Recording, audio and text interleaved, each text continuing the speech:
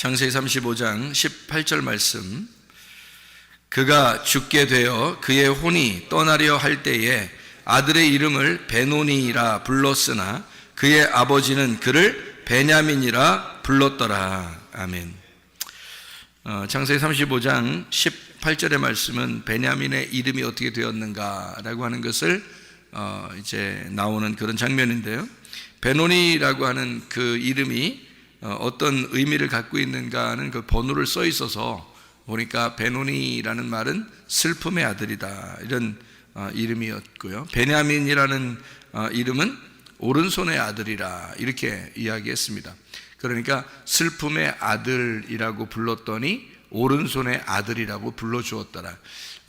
성경에 이름이 바뀐 사람들이 있죠. 아브라함을 갖다가 아브라함으로 바꿔놓고, 사레를 사라로 바꿔놓고, 야곱이라고 하는 사람을 이스라엘이라고 이름을 바꿔놓는 그런 장면들이 있죠. 그 이삭을 이삭이라고, 그러니까 비웃는 이삭을 진짜 기쁨의 이삭으로, 웃음으로 바꿔놓는 그런 이야기를 우리가 볼 수 있는데요. 여기서 보면 베노니라는 이름이 베냐민이라는 이름으로 바뀌었더라. 그럼 바뀌는 어떤 과정이 있었을 거 아니겠는가? 그 과정이, 그러면 슬픔의 아들이라는 단어에서 오른손의 아들이란 말은 전혀 반대 말인데, 전혀 반대인데 이 반대가 갈 때 그 과정이라는 게 있지 않았을까 하는 얘기입니다. 그 과정이. 그럼 그 과정이 어떤 과정일까? 슬픔의 아들이라고 하는 것이 있고 오른손의 아들이라는 게 있다면 완전 반대거든요. 그러면 슬픔의 아들, 오른손의 아들이 오른쪽에 있다면 슬픔의 아들은 그럼 어느 쪽에 있겠어요? 왼쪽에 있겠죠. 그러니까 슬픔의 아들 쪽에 있는 왼쪽, 오른손의 아들 쪽에는 오른쪽이 있는데, 그 오른쪽에는 그러면 슬픔이 변하여 오른쪽으로 갔으니까 부활의 모습, 그러니까 기쁨의 오른손으로 바뀌었겠죠. 그죠? 자, 슬픔의 아들이 기쁨의 아들로 바뀌었다. 왼손에 있던 아들이 오른손의 아들이 되었다. 이제 이런 의미를 우리가 바라볼 수 있죠. 그러니까 한쪽에는 슬픔이라고 썼지만 사실은 기쁨을 반대로 쓰기 위해서 쓴 것이고, 오른손의 아들이라고 썼지만 왼손이라고 하는 것에 반대로 쓴 거란 말이에요. 그죠? 그러니까 왼손은 슬픔이고 오른손은 기쁨이다, 이런 얘기가 되겠죠. 예수님께서도 하늘나라에 올라가서 하나님의 보좌 어디에? 우편에 앉아 계시다 그러죠. 그러면 우편이라고 하는 거는 권능의 자리를 얘기하는 거고, 또 기쁨의 자리를 얘기하는 거고, 부활의 자리를 말하는 것이다. 그러니까 오른쪽이라고 하는 것은 왼쪽에서 오른쪽으로 갔을 때는 슬픔에서 기쁨으로, 그리고 죽음에서 부활로, 아래에서 위로 올라갔다, 이렇게 볼 수가 있죠. 예수님 십자가 밖에 돌아가실 때도 왼편의 강도와 오른편의 강도가 있었죠. 한쪽 편의 강도가 이제 그 예수님을 비난하게 되고, 또 한쪽 편의 강도는 이제 구원을 받게 되는 그런 일들도 있었단 말이에요. 그죠?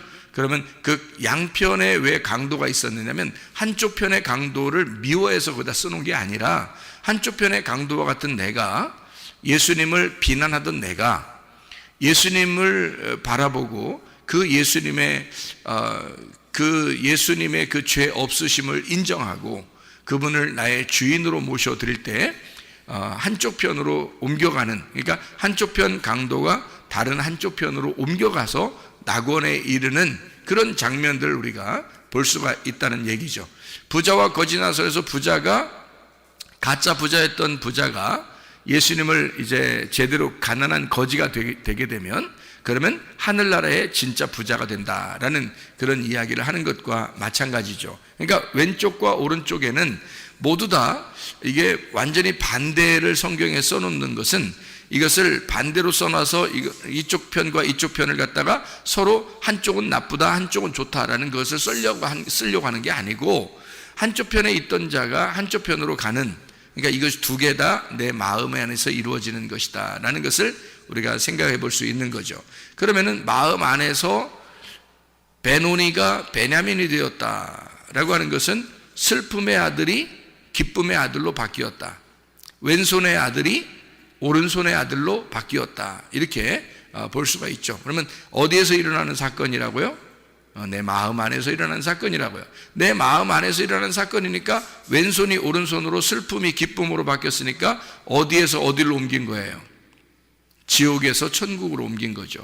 그러니까 지옥의 자식이었던 땅의 운명에서 하늘의 운명으로, 천국의 자식으로 바뀌었다는 거죠. 그러니까 땅의 운명에서 하늘의 운명으로 바뀌었다. 이렇게 볼 수 있는 그런 내용들이란 말이에요. 그러니까 나 자신에 대한 하나님께서 우리에게 배려하시는 그 말씀 자체는 나에게 말씀하시는 것이다 라는 것을 우리가 기억해야 되죠. 베냐민이 옛날에 살았는데 그 베냐민이라는 사람이 원래 이름이 옛날에 베논이었대, 태어날 때는. 그런데 그 아들을 아버지가 이름을 다시 불렀대, 베냐민이라고. 그래서 베냐민 지파가 있는 거야, 이스라엘 땅에는. 그 베냐민들이 지금도 살고 있어, 베냐민 지파 사람들이 지금도 살고 있어 라고 그렇게 얘기를 한다면 성경하고 나하고는 아무 상관없는 말씀이 되는 거죠. 그렇죠? 그런데 이 말씀이 나하고 진짜 상관 있는 말씀이 되려면 어떻게 돼야 돼요? 베노니가 베냐민이 돼야 되는데 내 마음 안에서 이루어지는, 내 마음 안에서 베노니가 베냐민이 되고 왼손이 오른손 되고 말이에요. 땅이 하늘로 되고요, 땅의 운명에서 하늘의 운명으로 바뀌어야 되고, 지옥의 삶에서 내가 천국의 삶으로 바뀌어야 된다. 이것이 하나님이 우리에게 요구하시는, 너 왼편에 있다가 오른편으로 간다는 그런 하나님의 그 의도하심, 우리에게 인도하시는 그 하나님의 의도를 우리가 마음을 깨닫게 되는 것이 성경이다. 그것을 우리가 알게 되면 하나님은 결론적으로 우리에게 어떤 걸 주시려고 하겠단 말이에요. 결론적으로는 베노니가 아니라 베냐민이라는 것이 결론인 거죠. 하나님이, 그죠? 하나님 우리에게 주시려고 하는 건 베노니가 아니에요. 베냐민이라고 하는 걸 주려고 했던 거죠, 우리한테. 그러니까 이런 결론이 성경에 나와 있다는 얘기는 결국 우리를 베노니로 죽는 게 아니고 너는 베냐민으로 살아야 돼 라는 것을 우리에게 말씀하시는 그런 내용이 되겠죠. 그러면 이 성경 자체가 베노니와 베냐민이라는 이름이 써 있을 때 이 두 개가 같이 써 있는데, 두 개는 결국엔 이 성경은 베노니 쪽이 아니라 베냐민 쪽에 있었던 거란 얘기죠. 왜냐하면 결론이 그렇게 나와 있는 거니까. 그럼 여러분과 저의 태어남이 중요한 거예요? 태어난 다음에 다시 태어나서 하늘의 삶을 사는 게 중요한 거예요? 다시 태어나는, 거듭나는 것이 필요한 것이다. 네, 거듭난. 그러니까 예수님이 이제 그 바리새인들한테도 거듭나야 된다 이렇게 얘기하는 게, 물과 성령으로 너가 다시 태어나야 된다. 어떻게 뱃속에 들어갔다가 다시 태어나야 됩니까? 니고데모가 그렇게 물어보죠. 예수님이 네가 참 선생이면서도 그것도 모르냐, 이런 얘기. 이건 육체적인 얘기가 아니라 영적인 이야기야. 그런 이야기를, 하늘의 이야기를 갖다가 해주니까 니고데모가 뭐 알턱이 있나요? 잘 모르죠. 알턱이 없죠. 그래서 알턱이 없어서 그냥 땅의 생각을 하다 보니까 엄마 뱃속에 다시 들어갔다가 또 태어나야 됩니까? 라고 이런 생각만 하는 거죠. 그랬더니 예수님이 그런 말이 아니야, 물과 성령으로 다시 태어나야 돼 라는 말을 했으니까, 물과 성령으로 태어나는 말을 왜 그렇게 했을까요? 갑자기 뜬금없이 거듭난다고 하는 것은 물과 성령으로 태어나야 돼 라는 말을 왜 뜬금없이 했을까요? 그 뜬금없는 얘기 아니에요. 예수님이 거기 다 이어져서 얘기하는 건데 그게 뜬금없이 얘기하는 것처럼 들리는 거예요. 왜? 니고데모가 그 바리새인이고요, 그리고 관원이고요. 그러니까 이쪽 그러니까 율법적으로는 아주 성경을 많이 아는 사람이란 말이에요. 그런 율법적으로 많이 아는 사람에게 예수님이 뜬금포를 날렸다? 물과 성령으로 거듭나야 돼 라는 말을 그렇게 날렸다고 하는 것은 그 사람을 뭐랄까, 너 성경 뭐 이런 건 알아? 이러면서 이제 그렇게 말한 게 아니라, 너도 알 텐데, 내가 이렇게 말하는 거 보면 너도 알 텐데 하면서 얘기를 하는 거예요. 그게 그런 식으로 얘기하는 거지, 진짜 뭐 무시해가지고 너 이런 거나 알아? 너 거듭나는 게 뭔지나 알아? 뭐 이렇게 얘기하면서 얘기하는 내용이 아니라는 거죠. 왜냐하면 구약 성경에 진짜 구원, 하나님의 그 언약, 하나님의 그 약속이라고 하는 건 말이에요. 물과 성령으로 태어나는 것을 이야기하는 것이거든요. 그러니까 물과 성령으로 거듭나고 태어나야 된다는 것은 그냥 신약에 와서 예수님이 갑자기 거듭나려면 물과 성령으로 태어나야 돼라고 이야기하는 게 아니고, 구약 성경에도 물과 성령이라고 하는 것이 이미 존재하고 있었다는 얘기입니다. 그것으로 거듭나야 돼라는 말은 그 말씀을 너가 깨달아야 돼. 이 말씀을 깨닫지 못하면 이해를 못하는 거야. 이게 무슨 말인지를 이해를 못하는 거야. 그러니까 진리의 말씀으로 네가 거듭나야 돼라는 말은 너는 슬픔의 아들이야. 그런데 네가 오른손의 아들이 될 거야. 이렇게 바뀌는 거란 말이에요.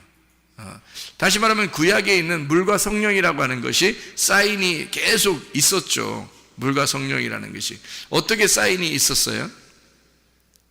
여러분 성경에 보면 출애굽할 때요, 사람들이 출애굽할 때 그 기둥 2개가 있는데요. 기둥 2개가 아니라 하나인데 뭘로 인도했죠? 이스라엘 백성들을 구름 기둥과 불 기둥으로 인도했습니다. 그러면 하나는 구름 기둥이요, 하나는 불 기둥이란 말이에요. 그럼 이것이 두 개가 번갈아가면서 나타나가지고 막 인도한 거예요? 아니면 원래 하나인 거예요? 원래 하나인 거예요. 아침에는 구름 기둥으로 바뀌고요, 저녁에는 불 기둥으로 바뀌는 겁니다. 그러니까 구름 기둥과 불 기둥이라고 하는 것으로 이렇게 2개가 같은 하나로 우리를 인도하는 말씀이었다라는 얘기입니다. 그게 천사였다, 그렇게 얘기하죠. 그러니까 구름 기둥과 불 기둥으로 인도하는 천사였다. 그것으로 우리가 이제 이 말씀이라고 보는 거죠. 이 말씀이 그렇게 이루어졌다라는 얘기예요. 그러면 하나 구름 기둥은 뭘로 이루어졌어요? 물로 이루어진 거죠. 물층으로, 그죠? 불 기둥은요, 불로 이루어진 거죠. 예, 그러니까 물과 불로 이루어진 것이다. 이 성경은 물과 불로 이루어진 것이다, 이렇게 되죠. 물과 불로 이루어진 것이 있는데 그것이 물과 성령으로 이루어져야 된다라는 그런 얘기예요. 또 하나가 있죠. 창세기 9장에 보면 무지개가 있습니다. 무지개를 어떻게 보는 거죠? 무지개가 어떻게 돼 있죠? 이렇게 활 모양으로 돼 있어가지고 뭐가 올 때 이게 와요? 비가 오고 난 다음에 물기가 있을 때 햇빛이 딱 뜨고 그 속에 빛이 나는 거죠.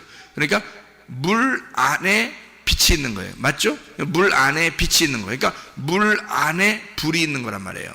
물 안에 불이. 그러니까 물과 성령으로 거듭난다, 이 말이 원래 구약에 있는 그 내용들은 그렇게 표현이 되어 있었어요. 그러니까 하나님의 말씀들은 이미 그 언약이 그렇게 속에 되어 있었는데 그거를 이제 이 니고데모라는 사람이 아무리 율법사라도 그런 속의 내용을 집어넣고 있었는지를 내용을 몰랐던 거죠.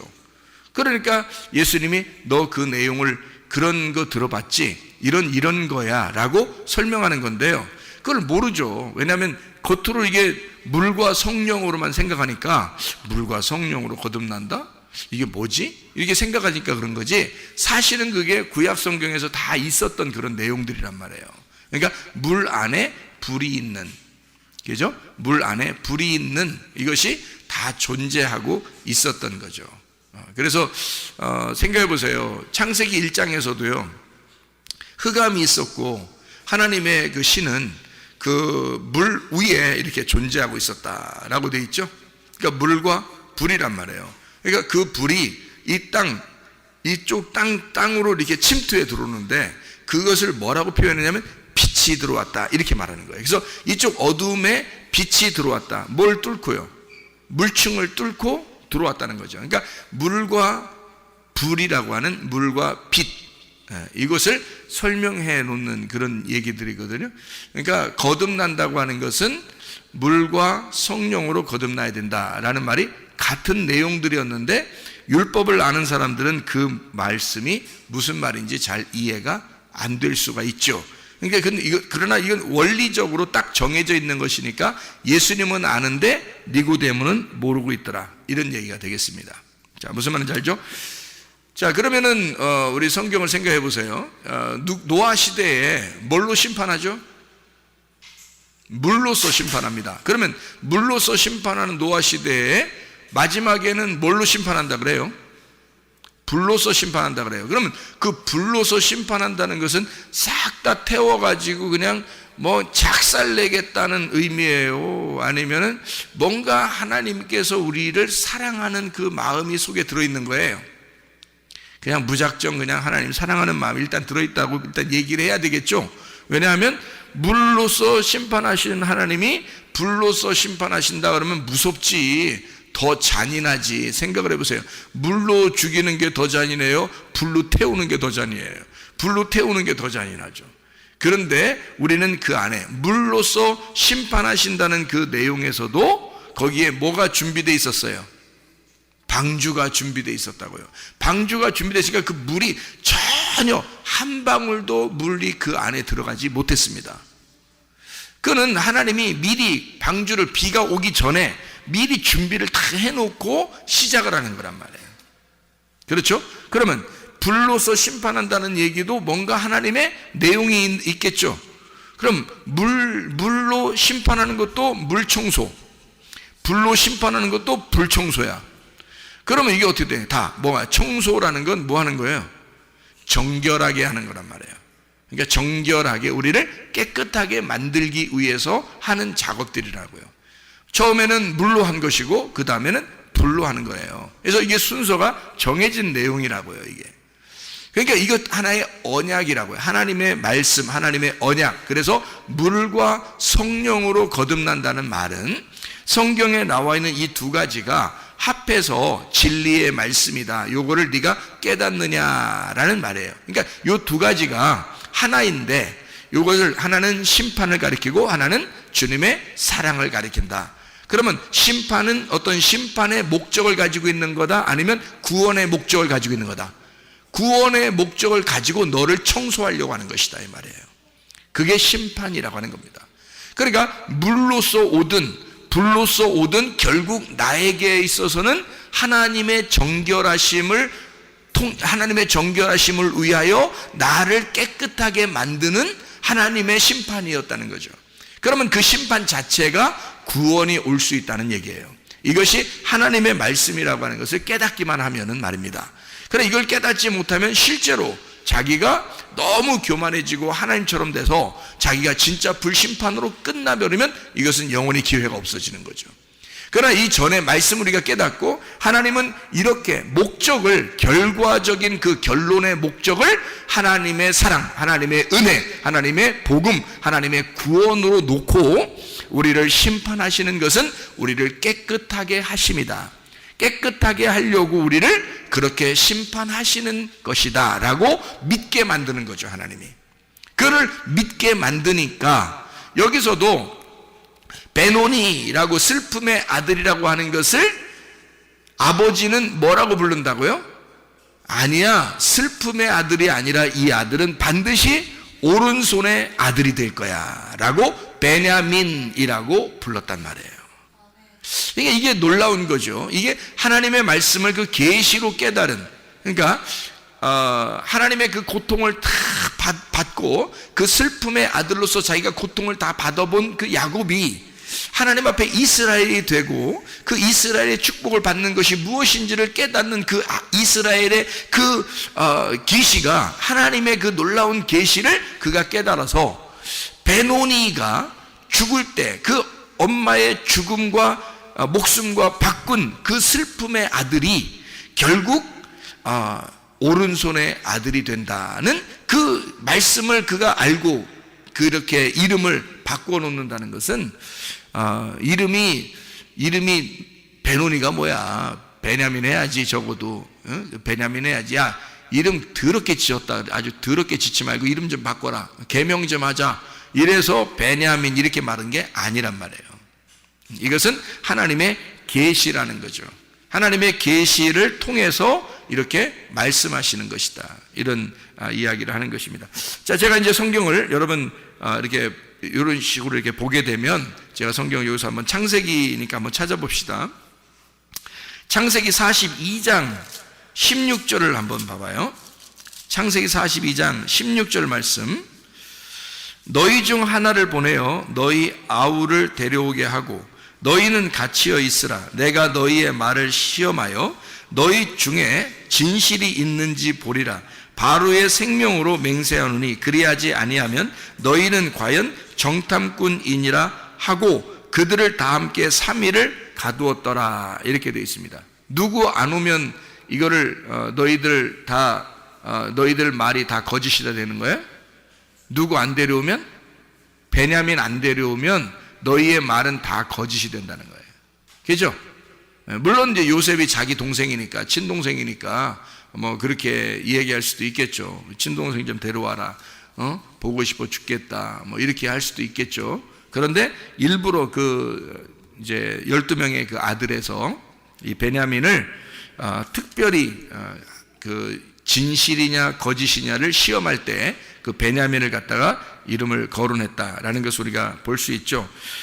그래서 42장 18절에 보면요, 사흘 만에 요셉이 그들에게 이르되 나는 하나님을 경외하노니 너희는 이같이 하여 생명을 보존하라 라고 하고요, 20절에 너희 막내 아우를 내게로 데리고 오라. 그러면 너희 말이 진실함이 되고 너희가 죽지 아니하리라 하니 그들이 그대로 하니라. 이렇게 되어 있습니다. 그러니까 3일을 가두어 놓고 정신 버쩍 나게 하고 난 다음에 그 다음에 이런 얘기를 또 해요. 베냐민 데려와라. 그러면 너희들이 진실한지 아닌지 내가 시험할 수 있다. 이렇게 이야기를 하잖아요. 그러니까 베냐민이 뭘 대단한데 다른 사람들은 뭐 아무것도 아니야. 그럼 요셉한테는 다른 사람들도 아무거예요.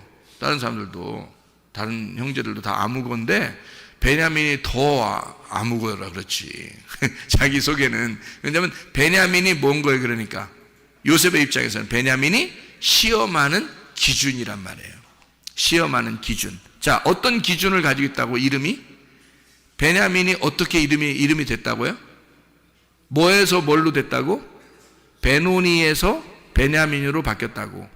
그러면 이게 성경에 뭐가 된다는 거예요? 여러분을 시험하는 잣대가 되는 거란 말이에요. 여러분이 말씀을 어떻게 알고 있느냐에 대한 잣대가 되는데 그게 베냐민이라는 겁니다. 베노니에서 베냐민으로 바뀐, 그러니까 슬픔의 아들이 오른손의 아들이 되는 요 말씀이 기준이 된다 그 말이에요. 너를 시험하는 기준이 된다. 네가 진리를 알고 있느냐, 말씀을 깨달았느냐에 대한 진리의 기준, 그 잣대가 되는 것이다. 이게 베냐민. 그러니까 베냐민 꼭 데려오라는 거죠. 베냐민 데려오면 이게 진리의 말씀인 거고, 베냐민 안 데려오면 너는 거짓말쟁이라 이거지. 말씀을 모르는 거라 이거지. 무슨 말인지 알겠죠? 자, 창세기 42장 36절입니다. 그들의 아버지 야곱이 그들에게 이르되 너희가 나에게 내 자식들을 잃게 하도다. 요셉도 없어졌고 시므온도 없어졌거늘 베냐민을 또 빼앗아 가고자 하니 이는 다 나를 해롭게 함이로다. 자, 뭐라는 거예요?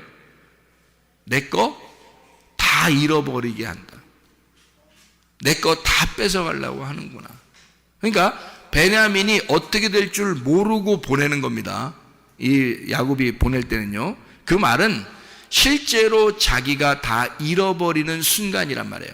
그러니까 자기가 다 잃어버리기 전까지는 사실은 시험하는 게 아니죠. 다 잃어버리는 것까지가 시험이란 말이에요. 하나님의 시험. 그러니까 베냐민이 오면은 야곱의 모든 걸 잃어버리는 거라고요. 사실은 형제들은요 베냐민하고 요셉을 별로 안 좋아했어요. 생각해 보세요. 배다른 동생이고요, 그죠? 배다른 동생이고 베냐민하고 요셉은 배다른 동생일 뿐만 아니라 별로 좋아하지 않았어요. 그래서 요셉 팔아먹고 그랬잖아요. 그리고 베냐민도 그러죠. 그러니까 똑같이 이 형제들 입장에서는 사실 베냐민이나 요셉이나 그렇게 중요한 인물들이 아니에요.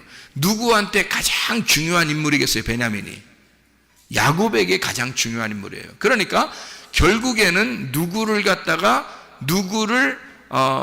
다 이렇게 파괴시키려고 베냐민 오라고 하는 거예요. 야곱이라는 사람을 파괴시키려고 베냐민 오라고 한 거예요. 결국에는 야곱이라는 내가 모든 어떻게든지 내가 가지고 소유한 것들을 가지고 있는 것 그거 하나까지도 뺏어버리려고 하는 게 하나님의 마음이라는 거죠. 근데 그게 쉬우냐고. 여러분 같으면 그게 쉽냐고요. 어렵죠. 자기가 남아있는 그 하나 이거 지키고 싶지 않겠어요? 요셉하고 베냐민의 두 아들이 굉장히 사랑하는 라헬을 통해서 나왔는데 자기가 처음부터 라헬 하나 부인 얻으려고 한 거잖아요. 근데 여차여차 꼬여가지고 부인이 4명씩이나 됐잖아요. 그래가지고 야곱이 그 4명이 있다고 행복하다 그런 게 아니라 4명이 있어서 더 불편하고 힘들었잖아요. 오늘 라헬 한 명만 데리고 있었으면 뭐 요셉하고 베냐민 둘만 낳고 재밌게 살았을 수도 있죠. 그죠? 자기가 원하는 결혼을 했으니까. 그런데 원하지 않게 3명의 부인을 더 얻은 거예요. 야곱이. 힘들죠. 한 명도 힘든데 4명이면 얼마나 더 힘들겠어요. 그렇게 힘들게 살아가는 야곱, 이 야곱에게서 요셉하고 베냐민이 너무 사랑스러운데 그걸 뺏어가는 거예요. 요셉은 죽었다고 됐죠. 그죠? 팔아 넘겼는데 죽었다고 얘기했잖아요. 그 아들들이. 그러니까 죽은 줄 알죠. 베냐민 하나 또 뺏겨가면 이제 이건 죽으나 사나 이거 살든지 죽든지 뜻대로 하시옵소서 이제 이 노래 또 부르게 되는 거예요. 그러니까 베냐민 보내면서 그 말한 거예요. 살든지 죽든지 뜻대로 하소서. 눈물 이렇게 흘리고 그러는 거지. 그러니까 결국에는 누구의 마음을 찢어 놓으려고 한 거예요? 베냐민의 아버지의 마음을 찢어 놓으려고. 그 누구예요? 그게 베냐민의 이름을 지어준 게 누구예요? 아버지잖아요. 그 아버지의 마음을 찢어 놓는 거예요. 그러니까 야곱이라는 그 아버지의 마음을 찢고 베냐민을 갖다가 보내는 그런 이제 야곱의 그 슬픔을 이 슬픔의 아들이 결국 베냐민을 통해서 자기들이 가지고 있었던 그 진리의 말씀이 사실인 것이 확증이 되고 베냐민을 사랑하고 있다는 것이 확증돼서 나중에 이 베냐민을 통해서 사실 오른손의 아들이 되었다는 그 이야기를 우리가 알 수 있죠. 야곱이라는 사람이 이제 진짜 요셉도 만나고요. 요셉도 만나고 뭐 부활하신 예수님이죠. 요셉이 감옥에 잡혀 있다가 꿈을 해석해주고 그리고 바로의 이제 오른팔이 됐으니까 오른손의 아들이 된 거죠. 그래서 베냐민을 통해서 요셉을 만나게 되잖아요. 그죠? 베냐민을 통해서. 그죠? 슬픔의 아들이 오른손의 아들이 되는 베노니가 베냐민이 되는 역사. 이게 성경이라는 거죠. 그래서 베냐민을 통한 요셉까지도 만나게 되는 역사다. 근데 베냐민을 오라고 할 때는 야곱의 가슴이 어떻게 된다? 찢어지는 것이다. 이 슬픔의 아들이 되는 거다. 베냐민을 통해서 슬픔의 아들이 된다. 근데 베냐민을 통해서 가보니까 오른손의 아들이 되었다. 권능으로 요셉이 앉아있더라는 거죠. 이런 것을 성경에서 깨닫게 되었더라 이 말입니다. 창세기 43장 14절요. 43장 14절 말씀. 자, 전능하신 하나님께서 그 사람 앞에서 너희에게 은혜를 베푸사 그 사람으로 너희 다른 형제와 베냐민을 돌려보내게 하시기를 원하노라. 내가 자식을 잃게 되면 이들이 이르리로다. 이 말 뭐 가끔 나오죠 성경에.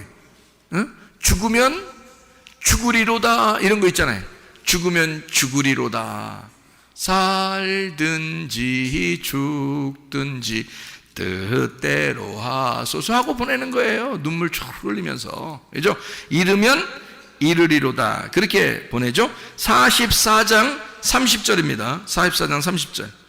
아버지의 생명과 아이의 생명이 서로 하나로 묶여 있거늘 이제 내가 주의 종 우리 아버지에게 돌아갈 때에 아이가 우리와 함께 가지 아니하면. 그런 말하죠.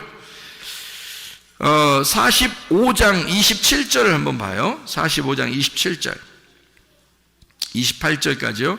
그들이 또 요셉이 자기들에게 부탁한 모든 말로 그에게 말하며 그들의 아버지 야곱은 요셉이 자기를 태우려고 보낸 수레를 보고서야 기운이 소생한지라.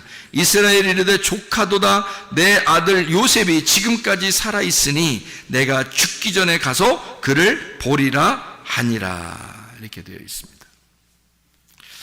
자, 베냐민의 이름이 어떻게 이루어졌냐면 베노니에서 베냐민으로 바뀌었습니다. 베노니는 슬픔의 아들이고 베냐민은 오른손의 아들입니다. 베냐민 지파에 대한 여러분이 좀 성경을 보게 되면요, 창세기 49장에 보면 이제 이스라엘이, 그러니까 야곱이라는 이스라엘이 축복하는 장면이 나와요. 창세기 49장이에요. 여러분, 창세기 49장, 창세기를 쭉 본 거니까 창세기 49장을 한번 봐봐요. 어떻게 보이나.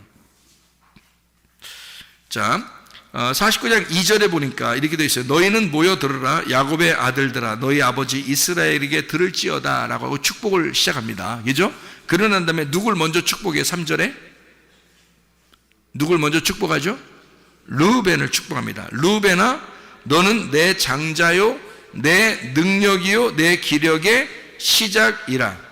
위풍이 월등하고 권능이 탁월하다마는, 자, 하다마는 이제 그러나 이러면 이제 뒤에 말이 좋은 말이 안 나와요. 그러면 그러나 그러면 안 좋은 말이 나오는데, 탁월하다마는 물의 끓음 같았은즉, 너는 물의 끓음 같았다는 말은 이게 나댔다 그 말이죠, 그죠? 너 좀 나댄다 이 말이에요. 자, 물의 끓음 같았은즉 너는 탁월하지 못하리니 네가 아버지의 침상에 올라 더럽혔음이로다. 그가 내 침상에 올랐었. 야, 진짜 여러분, 이거 아버지가 마지막 죽기 전에 자기 아들한테 할 말입니까? 아니, 그 전에 얘기하고 끝내야지. 뒤끝이 얼마나 심합니까 이게. 이건 지금 마지막, 지금 성경책에 쓰는 창세기를 마무리하면서 마지막으로 지금 쓰는 내용이에요. 성경을 창세기를 마무리하면서 야곱이, 그러니까 이스라엘의 조상이죠. 그러면 나중에 그 르우벤이 죽지 않는 한, 네? 그 자손들이 생길 거 아닙니까? 그죠? 자손들이 생기면 그 자손들이 나중에 이 성경책을 볼까 안 볼까? 보겠잖아요. 그러면 르우벤 자손들은 기분 더럽지 않겠습니까? 여러분이 르우벤 자손이라면 이 성경 여기 창세기 49장 내용을 보고 싶겠어요? 안 보고 싶겠어요? 여러분이 자손이라면 보고 싶겠냐고 이거를. 우리는 누구 자손이 되는 거다 그럼? 르우벤 자손이 되면 그 후손들이 이 책을 보면서는 우리 조상 르우벤은 이런 짓 했대. 이거를 쓰려고 생각이 나도 말하지 말았어야 되는 거 아니에요 이게. 그죠? 여러분 같은 말 하겠어요?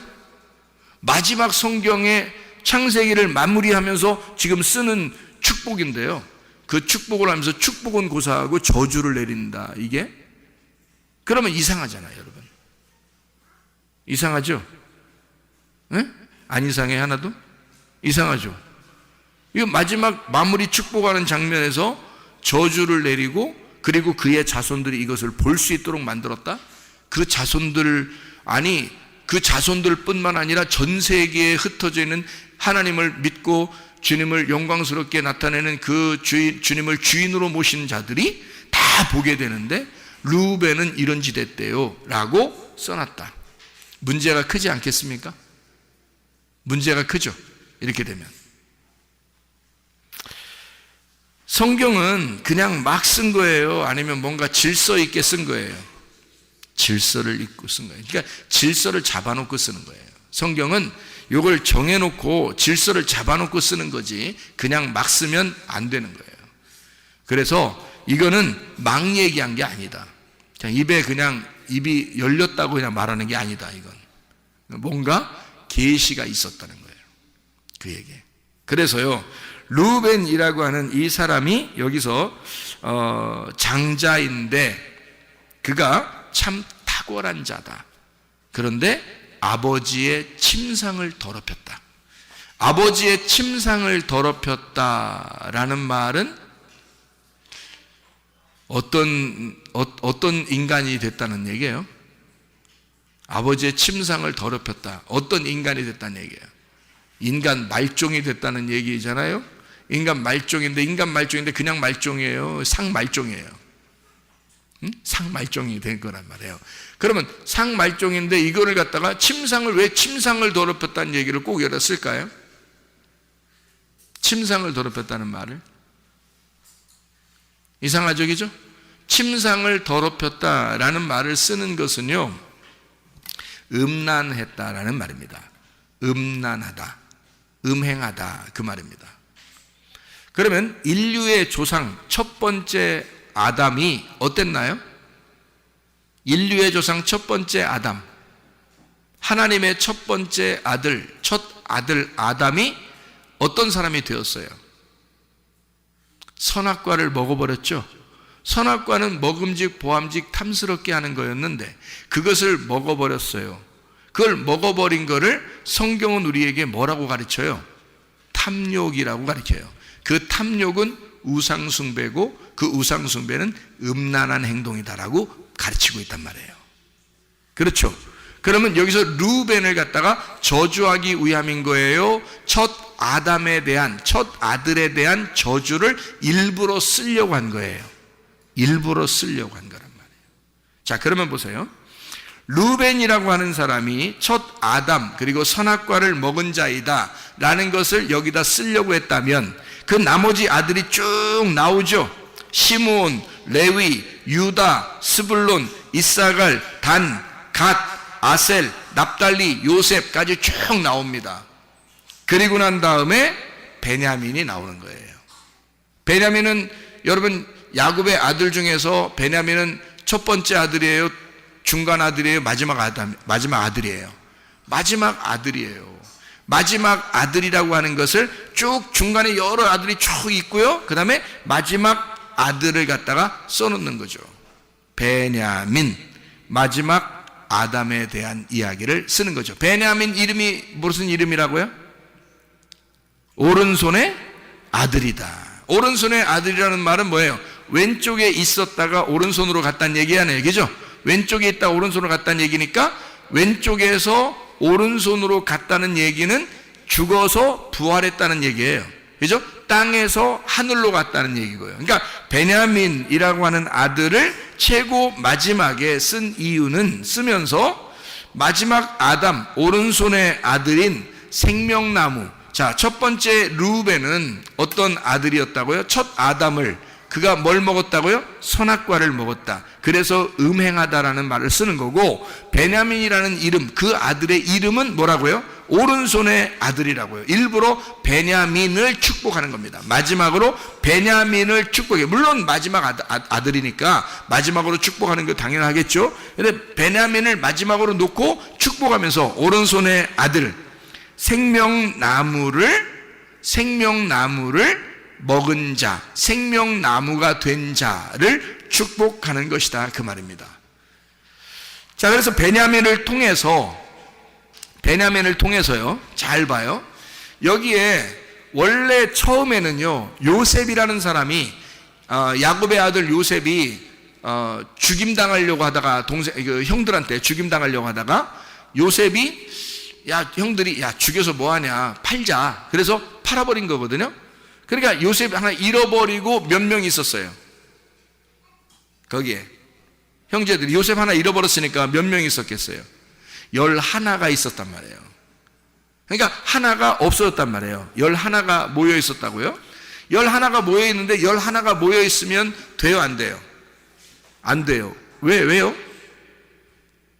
야곱의 그 아들들은 12이 돼야 돼요. 12지파가 돼야 되거든요. 그게 이스라엘이란 말이에요. 자, 이해가 됩니까? 그러면 12아들, 12지파가 돼야 되는데 그게 하나님의 정하심인데 요셉을 잃어버렸으니까 그러면 11가 되잖아요, 그죠? 그럼 여기서 이스라엘에서 계속 가나안 땅에서 살게 되면 계속 11가 살게 되는 거겠죠? 그죠? 11의 아들이 계속 사는 거잖아요, 11명이, 그죠? 그런데 요셉이 어디에 가 있어요? 애굽에 가 있죠. 애굽에 가 있어서 쌀을 갖다가 이제 아들들이 가가지고 쌀 좀 얻어오는 거예요. 쌀 얻어서 쌀 좀 사가지고 쌀 얻어서 왔는데 요셉이 무슨 주문을 했어요? 무슨 주문? 베냐민 데려와라 그러죠. 베냐민 데려와라. 베냐민 안 데려오면 니는 이제 나하고 이제 끝났다. 뭐 이렇게 되는 거예요. 그러니까 이거 베냐민 안 데려갈 수도 없고, 이제 뭐 데려가자니 이제 뭐 무섭고, 안 데려가자니 더 무섭고, 이렇게 되는 거예요. 진퇴양난인 거예요, 이 사람들이. 근데 보세요. 베냐민을 데리고 오라고 그래요. 배 데리고 와가지고 뭐 여차여차해서 베냐민 갖다가 막 이렇게, 베냐민을 갖다가, 잡아놓는다고 그러고 막 이래요. 그러니까 거기서 참 놀랍죠. 유다라는 사람이 있어요. 유다가. 유다 자손으로 예수님이 나오셨다고 그러잖아요. 성경에. 그죠? 유다라는 사람이 참 놀라운 정말 그 가슴으로 아버지의 마음을 이야기해주는 그 유다 때문에 요셉이 눈물을 흘립니다. 거기서 마음을 다 열어버리는 거예요. 그 전까지는 사실은 마음을 열지 않았어요. 그런데 유다가 막 아버지의 마음을 그대로 전달하는 거예요. 그래서 유다가 뭐라고 그러냐면, 이 베냐민하고요, 이 동생하고 아버지하고는 하나로 연결되어 있어요. 요셉한테 하는 얘기예요. 요셉이 이제 그 바로의 그 왕궁의 그 국무총리니까 뭐 어떻게 대화를 할 수 있는 상태가 아니거든요. 근데 유다가 용기를 내서 이제 얘기를 하는 거거든요. 얘기를 뭐라고 하냐면, 우리 아버지하고 이 베냐민하고는 둘이 생명이 연결되어 있다. 한 생명이다. 그러니까 여기 그 요셉을 하나 형 잃어버렸고, 그 다음에 동생 하나 남았는데, 이 아들하고 아버지하고는 생명이 연결되어 있어서 이 아들을 내가 데리고 가지 않는다면 우리 아버지가 슬피 울며 죽으려고 할 것이다. 그러면 내가 어떻게 그 모습을 보겠냐, 아들로서. 유다가. 그래서 그 아버지의 그 마음을 유다가 정확하게 간파하고 그 아버지의 마음을 요셉에게 정확하게 전달합니다. 이 아버지하고 이 아들하고는요, 생명이 연결되어 있어요. 그래서 이 아들이 안 가면 우리 아버지가 죽을지도 몰라요. 그러니 당신, 내가 부탁합니다. 이 베냐민을 보내주시고 나를 잡아주세요. 야, 이거 뭐, 나를 여기다 잡아두시고 베냐민을 아버지에게 돌려보내 주시기 바랍니다. 그러니까 왜냐하면 자기 입장에서 볼 때는 지금 요셉이 뭐 꼭 베냐민만 원하는 게 아니라 누구라도 잡아놓으면 되니까, 그렇죠? 누구라도 잡아놓으면 되니까 베냐민을 놓아주고 우리 아버지 죽으면 안 됩니다. 이러면서요, 그러니까 요셉 잃어버리고 얼마나 슬퍼하는 아버지인 것을 알았잖아요.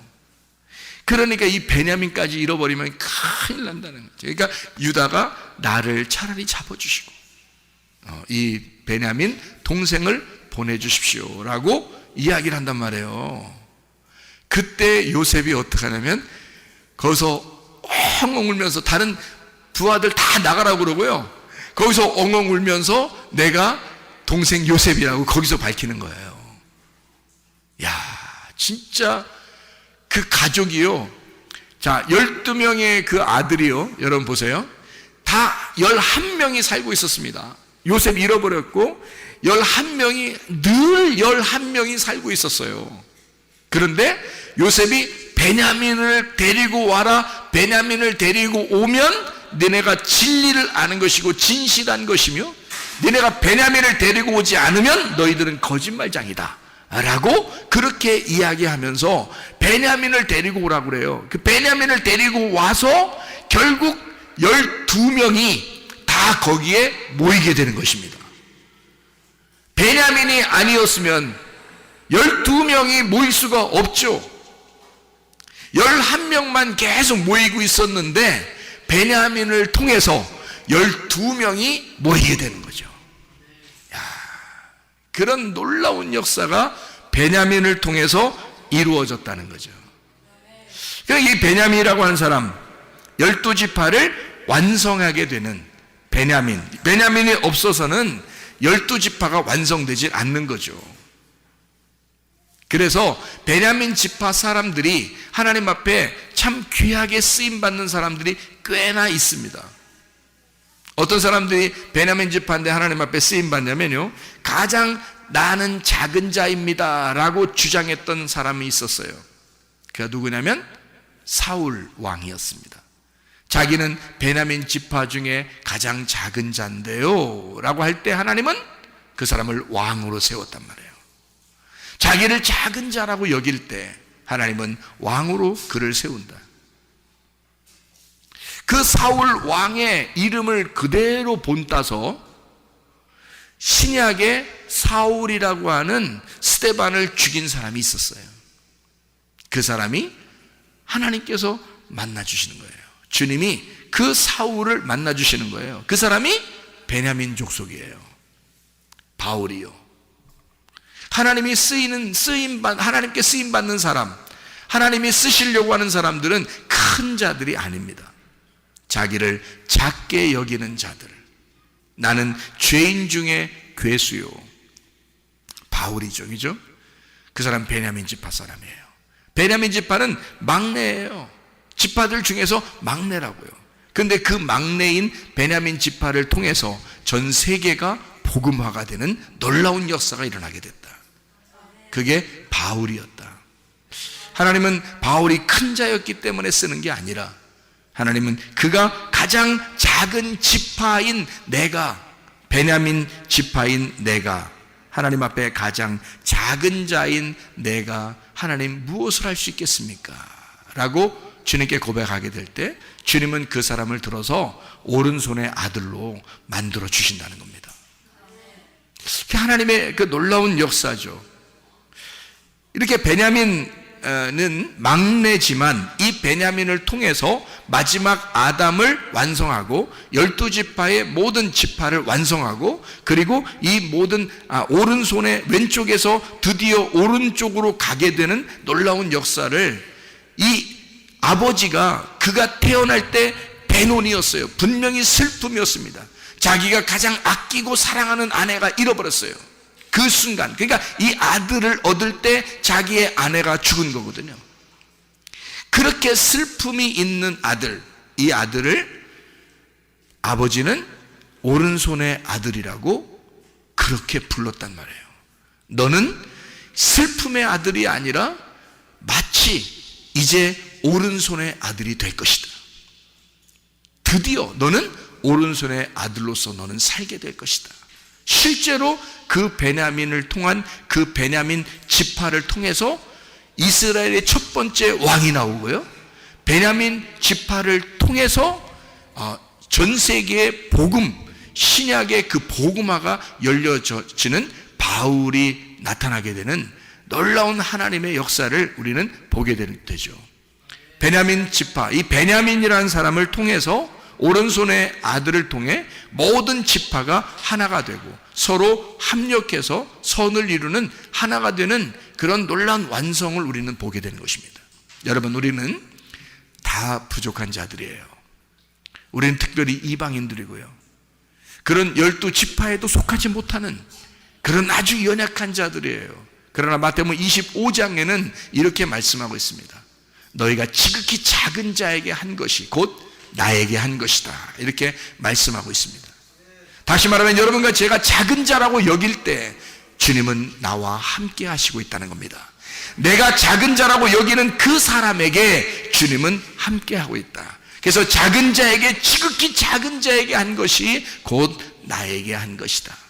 네가 그러면 지극히 작은 자가 된다면 주님은 나와 함께 할 것이다. 그러면 나와 함께 하시는 그 주님, 그 임마누엘의 그 주님은 내가 작은 자라고 고백할 때, 내가 겸손하게 주님 앞에 머리 숙이고 무릎 꿇을 때 하나님 우리와 함께 하신다. 주님은 여러분과 함께 하시기를 원하십니다. 여러분 지금 슬픔의 아들인지 모르죠. 그러나 하나님 반드시 여러분을 오른손의 아들로 삼아 주실 것입니다. 슬픔의 아들이 결론이 아니고요, 오른손의 아들이 결론이에요. 그래서 완성이 되는 것입니다. 하나님의 그 권능, 그 부활의 그 권능 안에 하나님은 우리에게 결론을 정해놓고 우리를 갖다가 슬픔의 아들이 어떻게 하면 오른손의 아들이 되는가를 우리에게 알려주시는 것이 이 성경책이라는 거죠. 하나님의 말씀을 통해서 우리가 우리 자신들의 그 여건이, 환경이 그렇게 슬픔뿐일 수밖에 없는, 괴롭고 슬프고 어려움 가운데 있는 우리들일지라도 가장 작은 자인 나를 오른손의 아들로 삼아주시는 우리 하나님, 그래서 나를 급기야 하나님의 사람으로 쓰시는 하나님, 그런 여러분과 제가 되어서 주님과 동행하다가 주님 만나시기를 바랍니다.